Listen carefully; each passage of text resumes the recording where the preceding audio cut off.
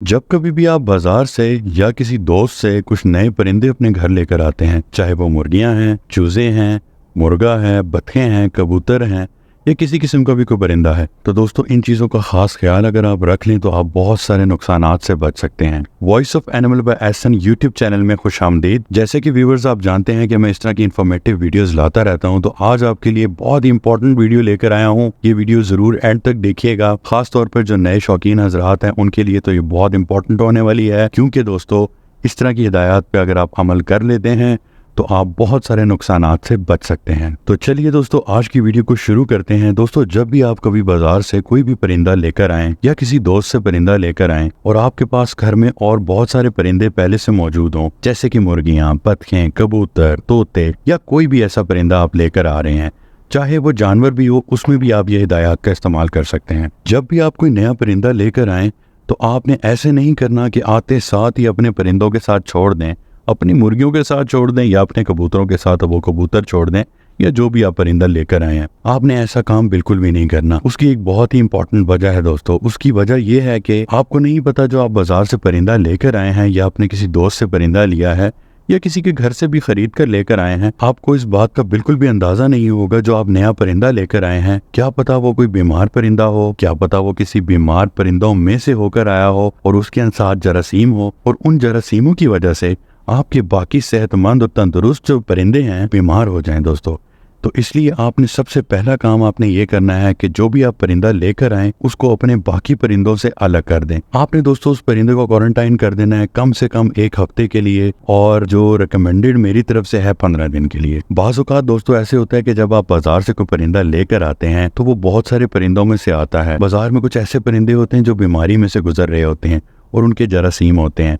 बेशक दिखने में परिंदा आपको सेहतमंद और तंदुरुस्त लग रहा होता है, लेकिन आप इस चीज़ का बिल्कुल भी पता नहीं होगा कि क्या पता उसके अंदर कोई बीमारी हो। अगर बीमारी ना भी हो तो उसके अंदर जरासीम हो कोई ऐसे जो आपके परिंदों में ट्रांसफ़र हो जाएं। तो आपने सबसे पहले ये करना है कि आपने उस परिंदे को बिल्कुल अलग कर देना है, आते साथ अपने परिंदों के साथ बिल्कुल भी नहीं छोड़ना। अब आप सोच रहे होंगे उसको अलग करके हमने करना क्या है और उसके साथ हमने कौन सी एहतियाती तदबीर करनी है।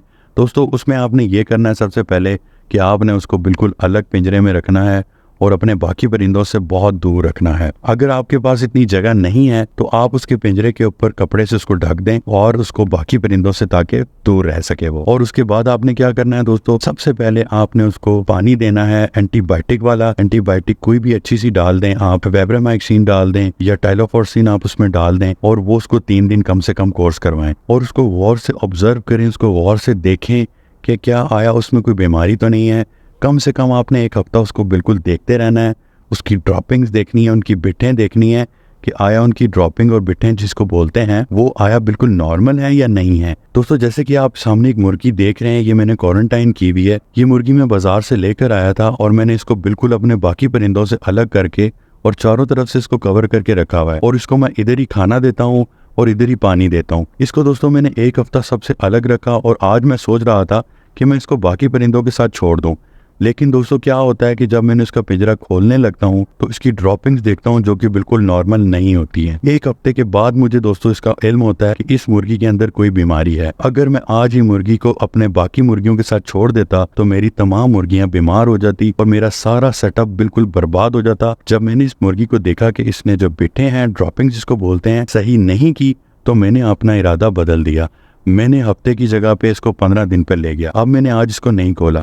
उसकी वजह यही थी कि अगर मैं आज इसको खोल देता तो इसने मेरे बाकी परिंदों को बीमार कर देना था। जब भी आप बाजार से या किसी से भी परिंदा खरीदेंगे तो उसने आपको बिल्कुल भी नहीं बताना कि इस परिंदे के अंदर कोई बीमारी थी या नहीं थी, आया ये परिंदा उन परिंदों में से आया है कि बहुत सारे बीमार परिंदों के बीच में से उसने निकाल के दिया हो आपको, उसने बिल्कुल भी आपको नहीं बताना। तो आपने ये दोस्तों सारी हिदायत जो मैं आपको बताने वाला हूँ, इन सारी हिदायत पे अमल करेंगे, इंशाल्लाह यकीनी तौर पर आपके बाकी परिंदे बिल्कुल भी नुकसान पे नहीं जाएंगे, बीमार नहीं होंगे। तो दोस्तों सबसे पहला और कीमती जो स्टेप आपने करना है, जो कि मैंने आपको बता चुका हूं, कि इसको आपने बिल्कुल अलग पिंजरे के अंदर रखना है। और फिर दोस्तों उसके बाद आपने क्या करना है कि आपने इसको पानी के अंदर अच्छी सी एंटीबायोटिक की इस्तेमाल करवानी है, कम से कम 3 दिन। आप इस एंटीबायोटिक के साथ मल्टीविटामिन वाला पानी भी आप इसको साथ पिला सकते हैं, वो आप वाइटासॉल सिपर भी दे सकते हैं या फिर आप उसको साइमोस्ट्रेस भी दे सकते हैं, जो कि बहुत टॉप ब्रांड है और बहुत अच्छे मल्टीविटामिन हैं। दोस्तों जब आप ये स्टेप पूरा कर लेंगे तो आपने अपने जो परिंदा नया लेकर आए होंगे उसको गौर से देखना होगा कि आया वो परिंदा बिल्कुल ठीक है, मुरझाया हुआ तो नहीं है, बीमार तो नहीं है, कहीं उसने पर तो नहीं फुलाए हुए, आया उसकी ड्रॉपिंग्स नॉर्मल हैं या नहीं है।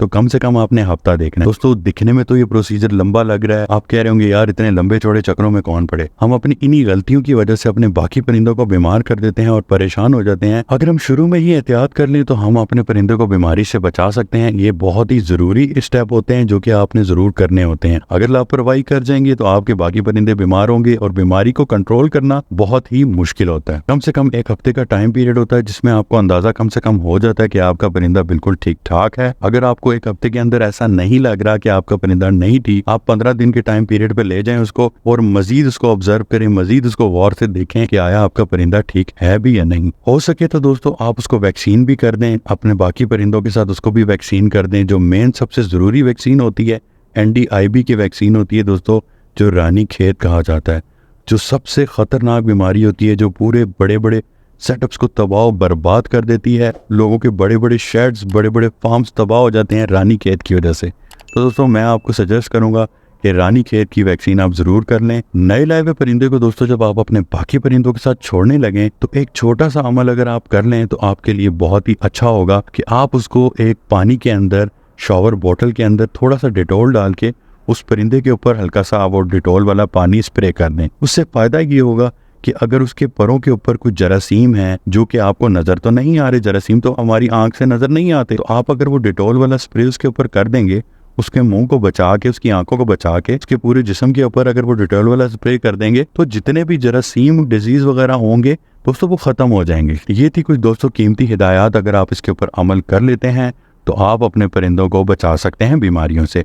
एक छोटा सा अमल आपकी बाकी परिंदों को बीमारियों से बचा सकता है। दोस्तों जब भी आप नया परिंदा लेकर आए, आप जिनसे भी परिंदा खरीद रहे हो तो आप उनसे पूछ लें कि आप इनको खाने को क्या देते हैं। समटाइम दोस्तों ऐसे होता है कि एक परिंदा एक खाने के ऊपर लगा हुआ होता है, उसको आदत होती है वो डेली खुराक एक खा रहा होता है, तो आप एकदम से उसकी खुराक तब्दील करते हैं तो दोस्तों आपका परिंदा स्ट्रेस में चला जाता है और बीमार हो जाता है और खाना भी ठीक से नहीं खाता। तो आप ये समझते हैं कि हमने बीमार परिंदा खरीद लिया। तो कोशिश किया करें जिससे भी लें उससे उसकी खुराक को पूछ लें, और फिर अगर वो खुराक आप नहीं देना चाहते तो आपने थोड़ी थोड़ी खुराक वो वाली देनी है जो पुरानी खा रहे थे, और कुछ खुराक आपने उसको अपनी मिक्स कर देनी है। 50-50 दोस्तों खुराक मिक्स करके आप उसको दे दें। आस्ता आस्ता दोस्तों वो जो पुरानी खुराक थी अगर आप कंटिन्यू नहीं करना चाह रहे तो उस खुराक को आस्ता आस्ता कम करके उसको बिल्कुल बीच में से निकाल दें। आपका परिंदा आदी हो जाएगा आपकी खुराक के ऊपर। तो ये थी दोस्तों आज की वीडियो। उम्मीद करता हूँ कि आपको आज की वीडियो इन्फॉर्मेटिव लगी होगी। अगर इन्फॉर्मेटिव लगी है तो लाइक कीजिएगा और अपने दोस्तों के साथ शेयर कीजिएगा। दोस्तों इस तरह की हेल्थ से रिलेटेड वीडियोस मैं अपने चैनल पर अपलोड करता रहता हूं। आप मेरे चैनल को चेकआउट कर सकते हैं और सब्सक्राइब भी कर सकते हैं। अगर आप पेट्स व्लॉगिंग को पसंद करते हैं तो मैं पेट्स व्लॉगिंग भी करता हूं। आप मेरे चैनल पर जाके पेट्स व्लॉगिंग को भी एंजॉय कर सकते हैं। तो ये थी दोस्तों आज की वीडियो। उम्मीद करता हूँ कि आज की वीडियो आपको अच्छी लगी होगी। अगर अच्छी लगी है तो लाइक कीजिएगा और जाते जाते मेरे चैनल को सब्सक्राइब कीजिएगा। मिलते हैं कल एक नई वीडियो के साथ।